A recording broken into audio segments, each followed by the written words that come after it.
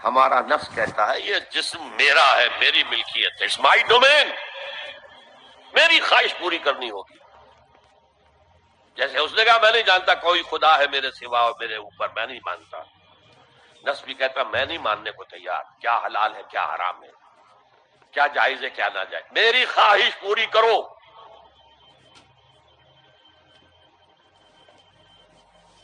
اس کے خلاف جہاد، یہ پہلی منزل کا جہاد ہے۔ اور آپ کو معلوم ہے 3 منزلہ عمارت ہے، تو بلند ترین تو ہے تیسری منزل، اہم ترین ہے پہلی منزل۔ پہلی منزل بنے گی تو دوسری بنے گی، دوسری ہوگی تو تیسری بنے گی نا۔ پہلی منزل یہ ہے اور اہم ترین یہ ہے۔ اسی لیے مولانا روم نے کہا نفس ماں ہم کم ترس فرعون نیست، میرا نفس بھی فرعون سے کم نہیں ہے، لیکن ایراعون نیست، اس کے پاس لاؤ لشکر تھا، اس نے زبان سے بھی کہہ دیا تھا انا ربکم الاعلی، میں ہوں خدا۔ میرا نفس بیچارہ اس کے پاس کوئی لاؤ لشکر نہیں، زبان سے تو یہ کچھ نہیں کہتا، اندر یہی کہتا میں بادشاہ ہوں اس وجود کا، میری مرضی پوری ہو۔ اسٹرگل اگینسٹ دس بیسر سیلف، ایک سیلف ہے اونچی سیلف، خودی، انا، ایگو، اور ایک ہے یہ بیسر سیلف، ہماری جبلتیں جو اندھی بہری ہیں، جو حلال اور حرام سے انہیں کوئی غرض نہیں، ان کے خلاف جہاد کرنا۔ آپ نے فرمایا صلی اللہ علیہ وسلم المجاہد من جاہد نفسہ، اصل مجاہد وہ ہے جو اپنے نفس کے خلاف جہاد کر سکے۔ تمہارے اندر یہ دشمن تو بیٹھا ہوا ہے، تکڑا ہے، تمہیں کنٹرول کرنا، چلے وہ باہر کے دشمنوں سے جہاد کرنے کے لیے، تم نے ٹانگے کو گھوڑے کے آگے باندھ دیا۔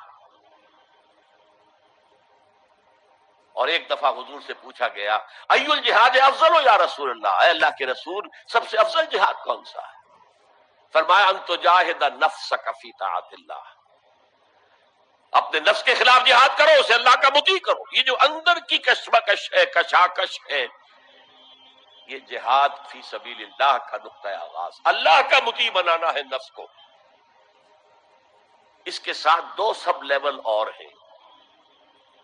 اس نفس کو بھڑکانے والی ایک قوت ہے انویزیبل، اور ویزیبل بھی ہے۔ انویزیبل قوت سب سے بڑی ابلیس، شیطان، لعین، اور اس کے چیلے چاٹے جنات میں سے، اور ویزیبل میں انسانوں میں جو اس کے ایجنٹ ہیں، جو فحاشی کو کلچر کا نام دے، یہ اس ابلیس کے چیلے ہیں۔ ان کے خلاف جہاد نہیں کریں گے آپ، اگر آپ ان کے خلاف ایگریسو ایٹیٹیوڈ اختیار نہیں کریں گے تو آپ ان کے دباؤ میں آ جائیں گے۔ ان الشیطان لکم عدو فاتخذوہ عدوا، اے لوگوں یہ شیطان تمہارا دشمن ہے، اس کو اپنا دشمن سمجھو۔ وہ تمہیں سبز باغ دکھاتا ہے، بدی کو مزین کر کے دکھاتا ہے، اچھے اچھے نام اس کے رکھ دیتا ہے، اور تمہیں آمادہ کرتا ہے بدی کے ارتکاب پر۔ نہیں، وہ تمہارا دشمن ہے۔ افتتخذونہ وذریتہ اولیاء من دونی، تم مجھے چھوڑ کر اسے اور اس کے چیلے چانٹوں کو تم اپنا دوست بناتے ہو۔ نہیں، شیطان کے خلاف جنگ کرو۔ اور تیسرا اس پر سب لیول کیا ہے؟ معاشرہ اگر بگڑا ہوا ہے، اس کا عمومی رجحان برائی کی طرف ہے، تو سوشل پریشرز آپ کو ادھر دھکیلتے ہیں۔ جیسے کہ اگر کوئی موب جا رہا ہے تو اس کے ساتھ چلنا تو بہت آسان ہے، وہ خود ہی آپ کو دھکیلتا ہوا لے جائے گا۔ اس کے خلاف چلنا بہت مشکل کہا۔ ہو سکتا ہے آپ بڑی زور لگا کے 4 قدم آگے بڑھیں، پھر کو ریلا آئے 10 قدم پیچھے لے جائے۔ تب 2 ہی راستے ہیں، زمانہ بات السازت تو بعد زمانہ بے ساز، یا تو پیسو معاملہ ہے، زمانہ تمہارے ساتھ سازگاری نہیں کرتا، چھوڑو تم زمانے کے ساتھ سازگاری اختیار کر لو، چلو تم ادھر کو ہوا ہو جدھر کی۔ ایک یہ ہے کہ نہیں، زمانہ بات السازت تو بعد زمانہ ستیس، زمانہ اگر تمہارے ساتھ سازگاری نہیں کر رہا تو زمانے سے جنگ کرو، لڑو، ریزسٹ کرو۔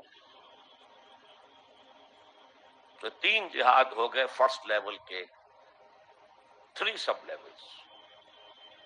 نفس امارہ، لبیڈو، نفس حیوانی کے خلاف جہاد، اس کو بھڑکانے والے، وسوسہ اندازی کرنے والے، اس میں پھوکے مارنے والے، شیطان اور اس کی ذریت مانوی اور ذریت نسلی، جنات اور انسانوں میں جو اس کے ایجنٹ ہیں، ان کے خلاف جہاد، معاشرے کے خلاف اسٹرگل۔ اب یہ 3 جہاد آپ نے کر لیے، اللہ توفیق دے ہم میں سے ہر ایک کو، تو اب یہ جہاد آپ کے جسم سے باہر نکلے گا، خارج میں آئے گا۔ دوسری منزل ہے نظریاتی تصادم۔ اگر آپ نے ایمان کا نظریہ اختیار کیا ہے تو الحاد کا نظریہ رکھنے والے بھی موجود ہیں، آپ نے توحید کے نظریے کو اختیار کیا ہے تو مشرکانہ عقائد رکھنے والے بھی موجود ہیں۔ They are bound to resist۔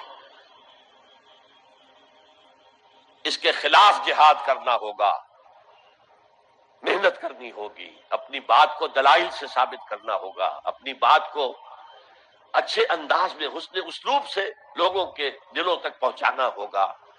ظاہر بات ہے وقت لگے گا، جان کھپے گی، اور اگر آپ انتہائی سنسیئر ہیں یہ آپ کا ایک لائف لانگ اور ہول ٹائم جو ہے آپ کی انگیجمنٹ ہوگی۔ اینڈ ٹائم از منی۔ جہاد بالمال، جہاد بالنفس۔